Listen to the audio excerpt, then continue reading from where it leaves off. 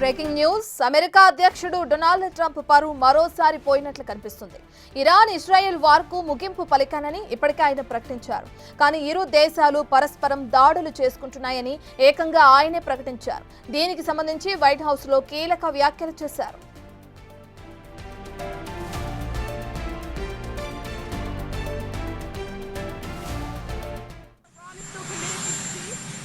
Yeah, I do.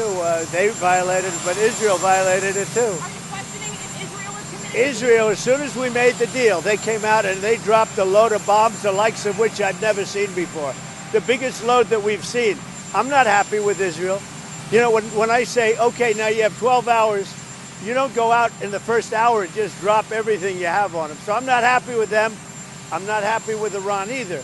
But I'm really unhappy if Israel's going out this morning because of one rocket that didn't land, that was shot, perhaps by mistake, that didn't land. I'm not happy about that. You know what?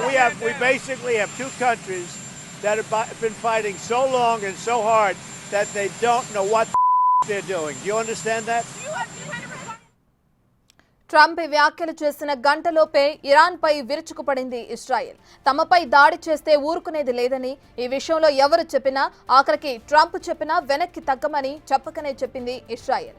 Trump Israel పై ఆగ్రహంగా ఉన్నారని తెలుస్తుంది. ఇరు దేశాలు ఒప్పందాన్ని ఉల్లంఘించాయని, కానీ Israel భవిష్యత్తులో తానెప్పుడూ చూడని దాడి చేసేందుకు సిద్ధమైందన్నారు. ఇది మంచి పద్ధతి కాదని సూచించారు. ఇప్పటికైనా దాడులు ఆపాలంటూ ఇజ్రాయెల్కు సూచించారు. తాను కుదిర్చిన ఒప్పందాన్ని ఇరు దేశాలు ఉల్లంఘించాయని ట్రంప్ అంగీకరించినట్లయింది. ఇప్పటికే ట్రంప్ తమతో ఎలాంటి ఒప్పందం గురించి మాట్లాడలేదని, తాము ఎలాంటి శాంతి ఒప్పందం చేసుకోలేదని ఇరాన్ ప్రకటించింది. ఇది ట్రంప్ కు మొదటి షాక్ కాగా, ఇప్పుడు ఇజ్రాయెల్ కూడా దాడులు చేయటం ట్రంప్ కు రెండో షాక్. ట్రంప్ తీరును చూస్తుంటే తాను చెప్పిందే వేదం అనేలా ప్రపంచం ఉండాలని భావిస్తున్నట్లు కనిపిస్తుంది. 2 రోజుల క్రితం ఇరాన్ పై దాడులు చేసి ఇప్పుడు ఉన్నట్లుండి ఇరాన్ ఎలాంటి దాడులు చేయొద్దని చెబుతున్నారు. ఇక ఇరాన్ మాత్రం తాము ఎవరి ఆదేశాలను పట్టించుకోమని, తమ దేశం కోసం మాత్రమే ఆలోచిస్తామని చెప్తుంది.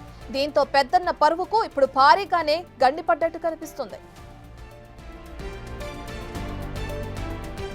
ఇరాన్ ఇప్పుడు అమెరికా బేస్లను టార్గెట్ చేసుకోవడం కూడా ట్రంప్ కు అస్సలు రుచించని విషయం. ఎందుకంటే ఈ దాడుల్లో అమెరికా బేసులు దెబ్బతిన్నా, అమెరికా సైనికులు మృతి చెందినా అది ట్రంప్ కు తీరని అవమానమే. అందుకే వెంటనే శాంతి మంత్రం పఠిస్తున్నట్లు కనిపిస్తోంది పరిస్థితి.